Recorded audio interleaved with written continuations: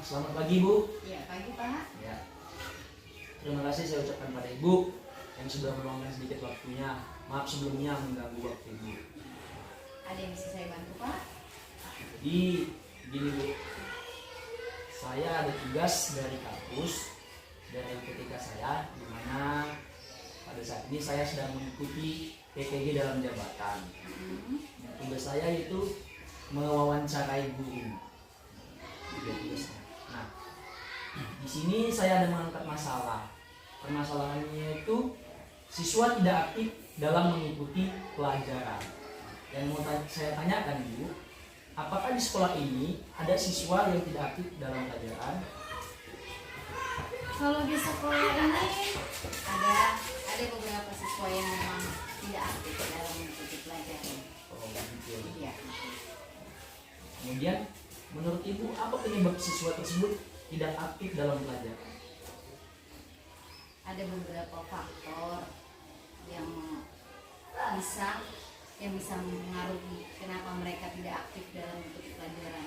Salah satunya mungkin metode yang monoton yang diberikan oleh gurunya, metode pembelajaran yang mereka memang bosan. Kemudian satu lagi kayaknya sepertinya kurangnya motivasi dari orang tua mereka, dimana orang tua mereka terlalu sibuk dengan dunianya masing-masing, gitu kan? Itu aja Pak, saya rasa. Berarti karena motivasi dan metode yang kurang ya Bu. Kemudian di sini ada permasalahan yang kedua lagi. Permasalahannya yaitu tidak adanya budaya literasi pada diri siswa. Nah, iya. Seperti yang kita ketahui sekarang ini kan sudah diterapkan yang namanya literasi dan numerasi. Pertanyaannya itu, apakah budaya literasi pada diri siswa di sekolah ini sudah diterapkan? Kalau literasi metode membaca sudah kami terapkan. Itu sebelum masuk sekolah, biasanya kami gunakan waktu 15 menit sekali. Kami gunakan di area depan sekolah, di pojok baca kelas, di area jogo, di lapangan, di mana mereka merasa nyaman, di taman juga boleh, itu selama 15 menit.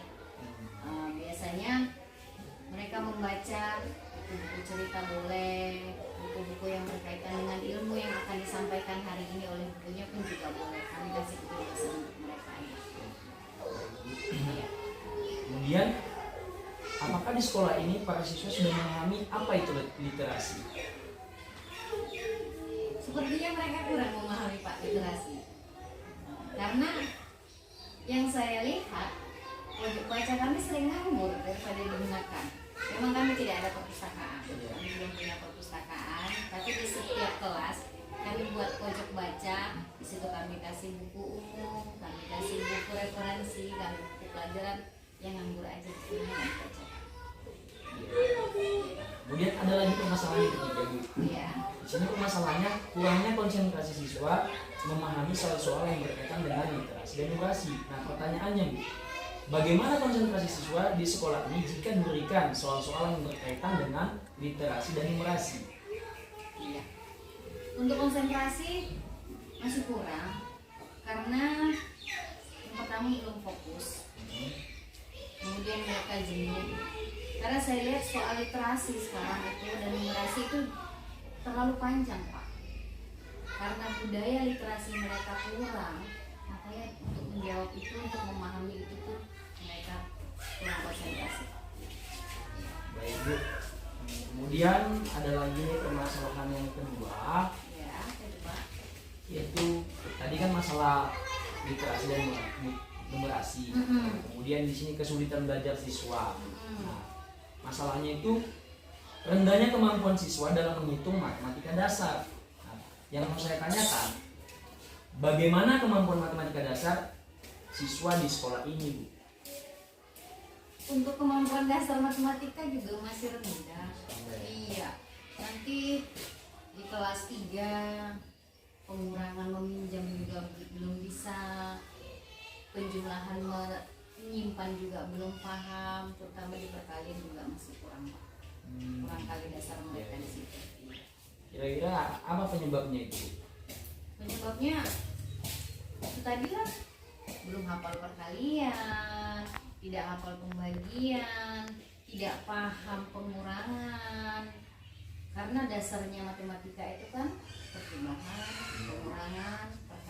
dan pembagian. Kemudian yang kedua, mungkin dalam mengerjakan soal perkalian dan pembagian kalau di rumah mereka menggunakan alat bantu Pak. Oh. Seperti kalkulator. Karena di rumah kan dibebaskan memegang handphone. Nah, itulah cara mereka untuk menjawab itu. Saya rasa itu Pak. Ibu mengatakan masih rendahnya kemampuan mereka dalam matematika dasar. Iya. Jadi bagaimana kiat-kiat ibu atau cara ibu yang ibu lakukan supaya matematika dasarnya meningkat? Iya. Yang pertama, biasanya saya mengadakan kuis.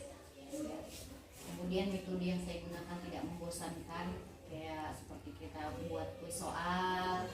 Nanti sebelum sebelum keluar saya kasih soal, siapa yang dapat menjawab itulah boleh pulang duluan atau bolehlah istirahat duluan. Itulah cara mereka. Karena kalau dibilang siapa bisa pulang duluan, mereka lebih tertarik gitu Pak. Atau siapa bisa boleh jajan duluan di kantin, nah itu mereka langsung berpacu untuk cepat. Nah, kemudian yang mau saya tanyakan di sini Bu, apakah ada anak berkebutuhan khusus di sekolah ini? Jika ada, tolong Ibu jelaskan jenis kebutuhan khusus apa yang ada di sini. Ada sepertinya kesulitan berbicara. Kemudian, bagaimana cara Ibu memberikan pengajaran kepada anak yang berkebutuhan khusus tersebut? Apakah sama dengan anak-anak yang normal?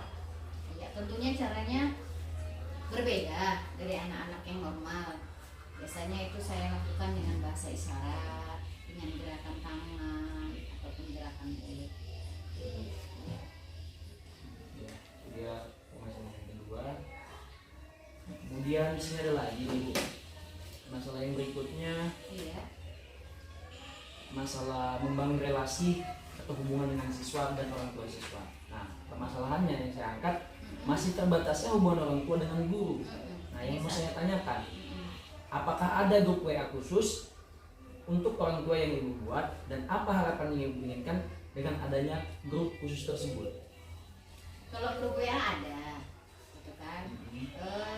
Yang saya harapkan sih dengan adanya grup tersebut, saya pengen menjalin komunikasi dengan orang tua tentang perkembangan anaknya di kelas itu bagaimana, terutama dalam menyampaikan tugas-tugas yang di kelas agar orang tuanya tahu di rumah. Jadi orang tuanya mampu mengawasi anaknya itu belajar atau tidak di rumah. Itu aja fungsinya. Yang kedua itu, apakah orang tua menanggapi setiap hal yang Ibu infokan atau Ibu tanyakan dalam grup tersebut? Kalau ini Pak, hanya sekitar 20% orang tua yang menanggapi itu. Kalaupun memang nanti 100% itu anaknya sendiri. Kalau orang tuanya nggak ada Pak, kayaknya orang tuanya kurang peduli untuk perkembangan anaknya. Padahal udah kita buat grup kan, tapi sama aja. Terima kasih, Bu. Nah, yang kemudian ada permasalahan yang kedua Bu, yaitu masih terbatasnya hubungan guru dengan siswa. Nah, pertanyaan saya, apakah komunikasi Ibu dengan siswa Ibu terjalin dengan baik? Kalau untuk komunikasi saya dengan siswa, saya berusaha Pak untuk menjalin komunikasi kami itu baik.